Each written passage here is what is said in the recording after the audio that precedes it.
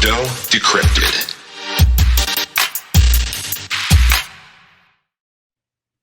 All right. So for Crypto Decrypted, again, we like to break down one big topic for you every Tuesday here on Cryptocurrent Live so that we can basically continue to bring the people who are newer in this space up with some expert knowledge and otherwise break down for those of you that are, have been in the space even for a year or two, get you a little bit more wise on these topics that are bigger and going to be affecting the space for, the foreseeable future.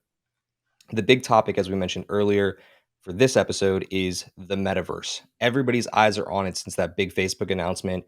So we're going to take this apart a little bit. What really is the metaverse? In our first example, I want Richard to take this. Richard, talk to me about this like Ready Player One element of the metaverse. How does that play in?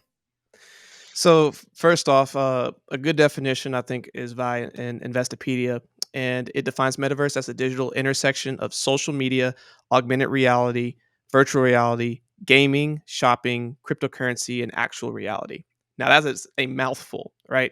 It is taking all elements of what socially brings everyone together and a lot of different social norms into one central place all at once. To if you've ever, just to do a quick reference, if you've ever seen Futurama, the episode where they go into the internet, that is essentially the metaverse. And you could probably go Google that to check it out. But like that is essentially what's trying to be created right now. And as we look at this, there's a lot of different elements of the metaverse. So there's like Ready Player One type. There's also just like a gaming aspect. So like a Decentraland, which we'll kind of get into later.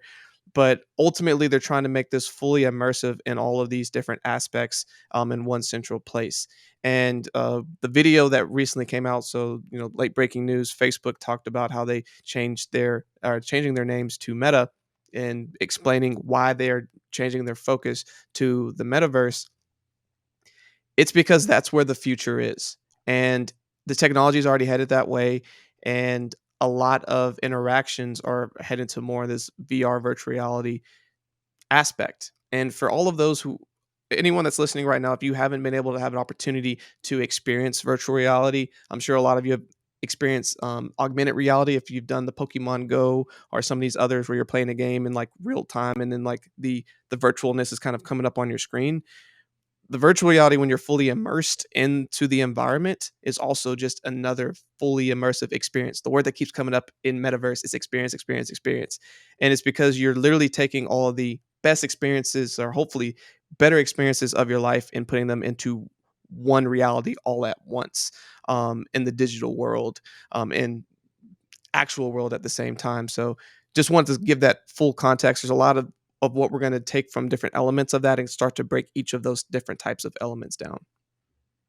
Yeah, no, and it's a really good place to start because to understand it from this lens of your ability to go into the internet is a huge part of the way that, pop culture has defined metaverse so far. But now there's actually this second definition, and it comes from the more scientific side of things where you may have heard of like this thing called the singularity. And the singularity is a big technological breakthrough where like society is at this hypothetical point where technological growth becomes uncontrollable and irreversible, resulting in unforeseen changes to human civilization.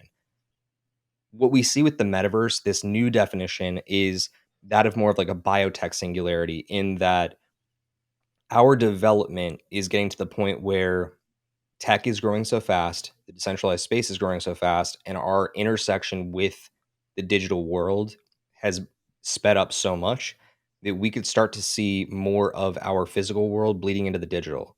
And that's a really interesting concept because you're going to start to see over time the promise of NFTs being a place to store things like title and license, so that you can actually, keep your car title on you at all times, not having to just store it in your glove box for when your car gets broken into and all of a sudden the person who's burglarizing your car has your home address. You also have like the deed to your house that can theoretically go onto the blockchain, and we can also log the transference of those assets over time. So those things are coming, and this is part of that narrative at large, is that we're getting into the virtual of it, of people going into the internet, but also the real world starting to move the physical into the digital. It's really quite interesting stuff. And to give you a little bit better of a perspective, it's like as time goes on, we have the intellectual level and the technological power that's out there in the world. Technological power continues to go up. And right now, where we are is like this unique point where they're starting to truly cross. And it's becoming like a decisive thing because machine power will be surpassing brain power of human beings likely in the next 2 years. So, as all of a sudden intellectual level of power starts skyrocketing, we start to get into this point where like people are theorizing like transhumanism and things of that. We're not going to get there today. My point is that all of this stuff is going to force human beings and a lot of what we do today online. And that is why the metaverse is such this massive concept. And real quick, just to add to that, not again, we're not going to go down this today, but like you have people like Elon Musk who's already trying to figure out how to put neural links into your brain so that you can be able to do all kinds of stuff for like even giving people who have like some not being able to walk or not being able to see, but being able to use some of the artificial intelligence to provide those things and add the neural links to be able to do some of this and to potentially even tap into the metaverse and all of this stuff. It's crazy because it sounds like science fiction, but it's actually being built right now. And again, we can unpack all of that at a later date. Today, we are focusing on the metaverse. So we'll stay there. So, where are we at right now in this process, Richard? Like, that's the big question, right? Because as we've already said, like, there are different, projects out there within crypto that are already developing on this stuff. And, like, you even have some centralized authorities that are doing the same thing. Right. And the easiest thing to do is for us to actually visualize this.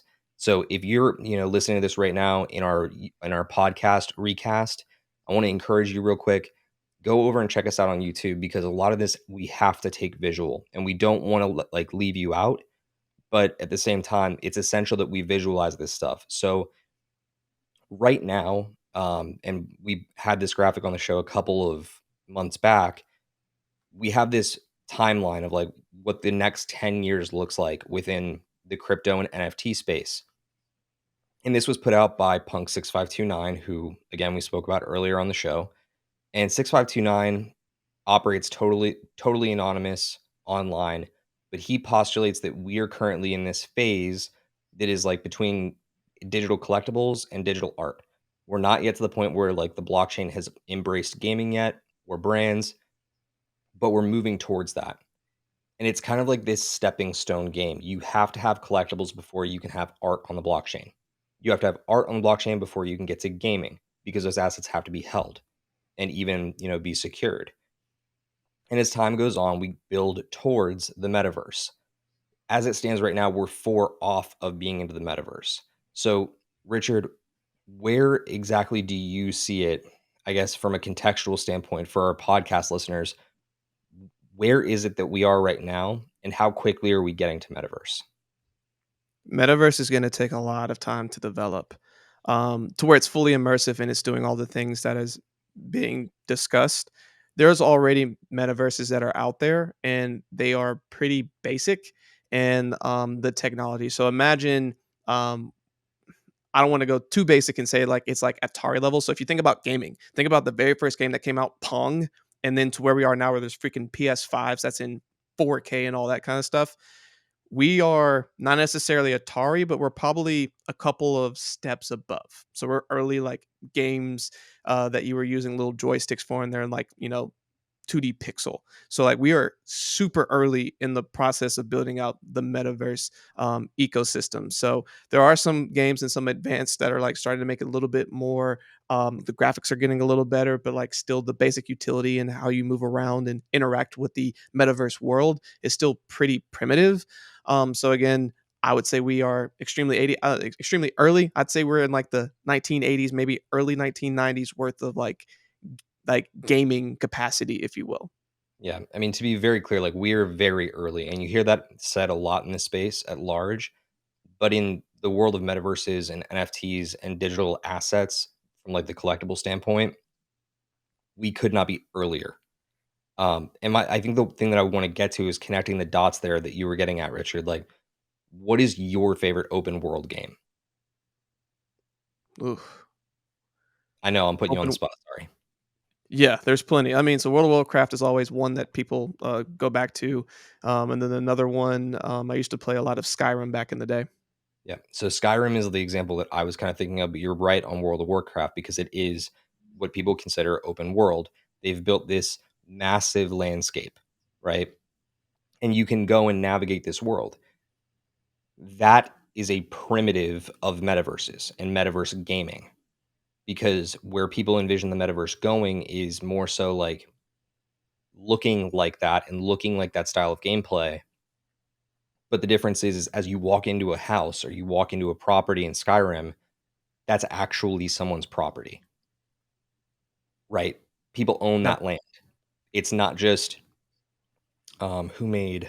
Damn, I can't remember off the top of my head. It may be Ubisoft. I may be wrong, but like whoever it was, gaming house wise, that built Skyrim, those are still all their assets. You don't actually have title of ownership over any of that.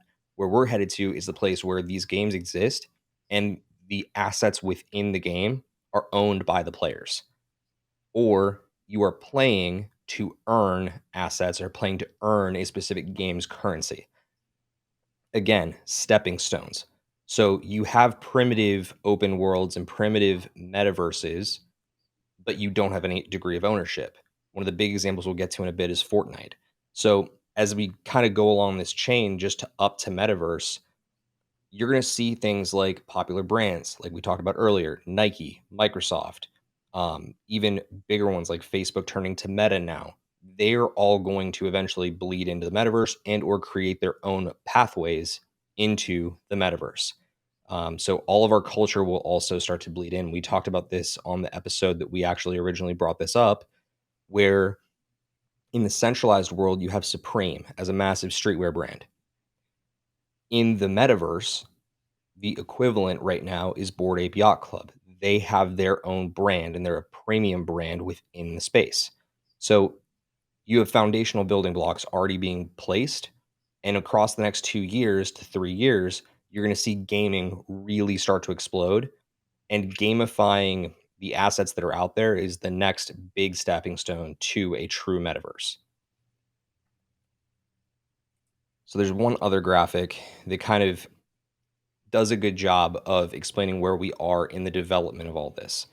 So, Richard, I don't know if you would agree with this, but like, does this chart exemplify where we're at right now, or are we further along than it's implying? Because it's saying right now that we're already surpassing where like digital asset exchanges have come online, and that of course would be like the Uniswaps and the Sushi swaps and the 1 inch exchanges. We've now passed digital identity, meaning like these digital avatar projects. Are we already at value intermediaries or are we still living in this digital identity development space? I'd say we're still in the digital identity space. So for all those who are just listening in, the chart goes from left to right: cryptocurrencies, digital verifications, digital asset exchanges, digital identities, value intermediaries, smart contracts, DAOs, and it has digital identities pretty much in the middle. And I think that's a safe place to put it. I think we are flirting with value intermediaries, but I don't think we're quite there yet because with the NFT plays, with everyone coming in here, with everyone trying to figure out like, okay, how do I get an NFT, then bring it into the metaverse or bring it into one of these places, and creating my avatar, and then like whatever that avatar is that the same avatar that I want as I go into different metaverses, or is it the same one as I go into each world, or do I want a specific avatar for each different type of world? Like people are trying to figure out what their digital identity is going to look like. Yeah, and I think that'll continue to expand. I mean, people are going to have greater definition to that as time goes on. And I mean, another really good example of that is what you've started to see even in the recent months, because we just got past Halloween, and a lot of these NFT projects like brought out derivatives and like doing Halloween versions of their existing avatars because they want you to be current. They want you to be having fun, not just with the one avatar that you purchase, but within their existing ecosystem. So digital identity is a really big piece of this. But as we start to develop more towards a metaverse, you have to have those following three pieces: value intermediary, smart contract, and then functional DAOs, decentralized autonomous organizations. Once you have all that, these ingredients kind of come together to form a strong basis for a metaverse in whichever form or function they kind of come out and together with. So, what really is a metaverse? Because Richard, you and I both know that like decentralized and the sandbox are both considered metaverses in their own rights, but realistically, they're games, right? Yeah. The real world, the centralized world today, has their own metaverses developing. And we're going to get into that in a second. But how do we get there? Like what are the projects that exist right now that build the road there? So The first one we need to get into is Super Farm. So tell me yeah. a little bit about what is going on and how that fits into the pathway. So I'll let you speak to Superfarm. This the two other ones I want to speak more on. Okay. Well, Super Farm is basically a platform for NFT development and also NFT deployment without code. So Elliot Wyman from LEO Trades is one of the heads on this project. I think he's the CEO of it. And the entire goal was to create an easier pathway for the everyman to be able to enter NFTs and create their own NFTs. Superfarm enables that, but they also have their own little hooks into the metaverse. They're developing games internally. They have launch pads to enable other um, up and coming projects to get their games and their NFTs out there to then build into the greater metaverse. And they even have their own partnerships going on right now with other metaverse projects to help build out the overall ecosystem. Stuff like this, the launchpad plays, the NFT deployers, they're the ones that enable projects like Engine Coin. So Yep. Engine and its ecosystem are a really big deal for gaming. So I'm going to pass that one off to you. So what is doing, which is they like to tagline themselves as NFTs for everyone. They are allowing you to create NFTs that can go from each of these gaming worlds. So they have a ton of different NFTs that they've been able to create that are interoperable, being able to go from one blockchain to another, from one game to another, and you're able to use this NFT across all these different games. Like if you go on their website, they have a trusted buy, and they show you a ton of the different gamings and metaverses that they're in. So it's really really cool that you're able to take an NFT and bring it with you everywhere that you go. And then the final that we want to get into is Decentraland and the Sandbox. And I want to spend a moment on Decentraland because I first learned about Decentraland back in 2019. One of our keynote speakers was Mark Fravel. He's actually on episode number 52. We have his full like keynote on the website if you want to go check that out. Also on the YouTube channel. And it opened my mind and blew my mind that one, this already existed, and I saw it as the future of what the world will be headed to. And he kind of described it as that as well. And it's happening, and it's cool to see how much is developed. And just as a complete aside, as soon as Facebook announced basically that Meta was coming and happening, you saw a lot of these different metaverse projects surge, and Decentraland was one of them. It went like 3x in the last week. It's just pretty 2 or 3x. It's insane. So Decentraland is awesome. Highly recommend checking that out. It's a really cool experience, but another really awesome project in the space. Yeah, so again, Decentraland and the Sandbox especially, like it's important to get your like head around this. They're built right now as games. Okay? They're places that you go and you interact with other people socially, you see the land that is currently being developed, but people make the case that like that is the metaverse. That's a massive part of the metaverse, and they're not wrong. But if you backtrack to Engine Coin, that entire ecosystem they've built through Engine Coin, Engine Starter, and Efinity set the groundwork so that you can actually interoperate between these ecosystems. So they're actually empowering the metaverse. They're giving people the ability to interoperate at a heavier level, which you said. And I like that is the big deal of all of this. We'll keep diving into that in a bit. But the more interoperable this space gets, the better it's going to be long term. That's why when we move into this next topic, which is the centralized metaverses, I want you as the listener to kind of get your head around the fact that all of the centralized metaverse players They don't want interoperability because they want your money. Okay. They Yep. want to keep you within their metaverse, they want to keep you within their asset house. Perfect example right off the bat that I'll give. And then, Richard, I'm going to let you hit on Roblox and Meta. Within Epic Games has already said they've got an NFT friendly strategy going forward. They're developing it right now. They want, players of Fortnite to be able to actually have ownership of their skins and be able to sell it and trade and like exist within their metaverse, as they're calling it, and be able to, move those assets from one game over to the other and play with them on different, in different gaming ecosystems. They want to keep you in their ecosystem, right? They don't want you to Yep. go and be like taking your Fortnite skin over to Decentraland and playing in the decentralized world. That's not their goal.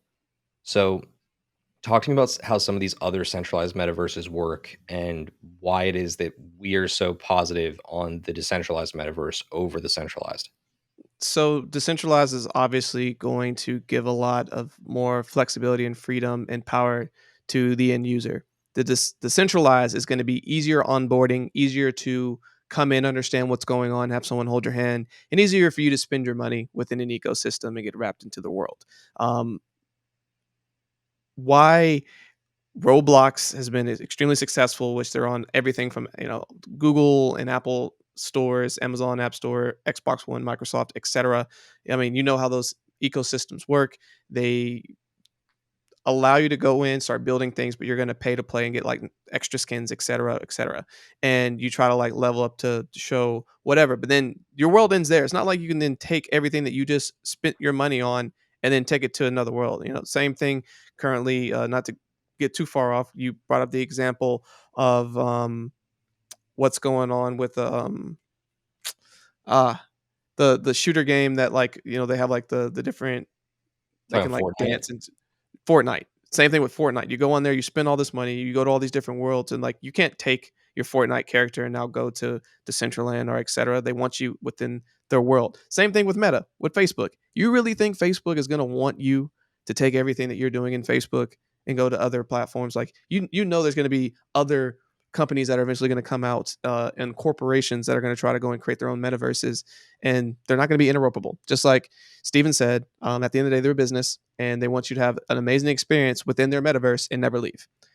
So, what their play is going to be is how do we make this as easy as possible, an amazing experience, and put up the blinders to the rest of the decentralized world that's out there and say that you want to be in our world because it's going to feel safer, easier, and it's going to be quote unquote the best.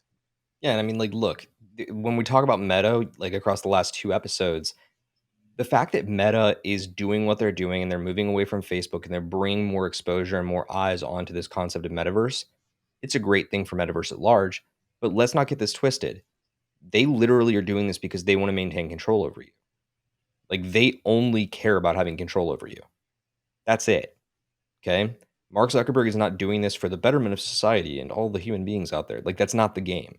The game is to continue to commercialize individuals. Richard, I know you've heard this, but like, if it's free, then like it's not the asset, it's not the value. Like, you are the value, Yep. right? The platform is using you. It's using your data. It's using you as a function. There was a while ago where there's like this project that like you played the game and it said you were mining, right?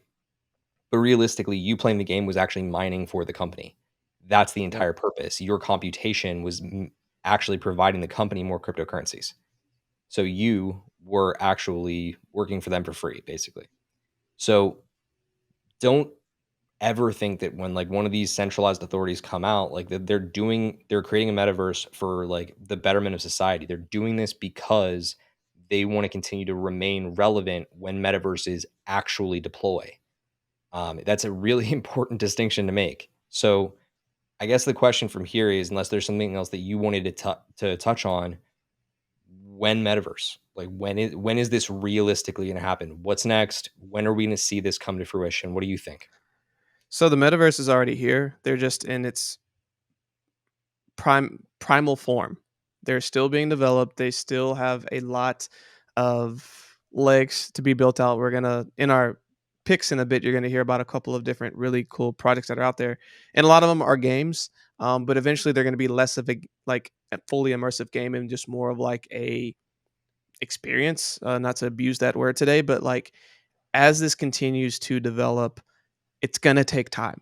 This kind of development, like this is hard. This is very, very hard, very technical. How do you make like the user onboarding? Because then there's other elements you got to start bringing into it, right? It's the hardware. There has to be hardware that comes with the software, and you then have to create that and then make it in a place to where it is affordable so that more people can have it. So then you have mass adoption. There's a lot of layers to this for this to be fully rolled out. So I'm calling this a 5 to 10 year project, but like before we really start to see like the true metaverse and the way that we envision it being. I again, I see this as being at least 5 to 10 years out. Yeah, so look at like the one thing that you just said, and it's like really important to get at. Like, there's going to be hardware and software involved in this. It's not just exclusively software. It's not going to be you just playing with your avatar, sitting at your computer and watching it go through this open world. Um, Ray in the chat pointed this out. Like, VR development is going to absolutely explode because of all this. So that's not just like the development of the software side of VR. That is meaning that like Facebook's Oculus, VR systems, the actual like thing that you put across your face, that's got to come like 3 or 4 or 5 different evolutions from where it is now to be truly viable there. Like you need to not just be sitting, static in one place, like moving around with your controllers and, just trying your best to be engaged and move around in the space for it to be a real experience, because we're now beating it to death. It's an experience because you don't need to like avoid that. It is really an experience. It's what this is meant to be. You need to be able to actually like feel yourself moving within your own space, like you're actually moving in these worlds. So it's going to be a really big deal to see how this thing develops out.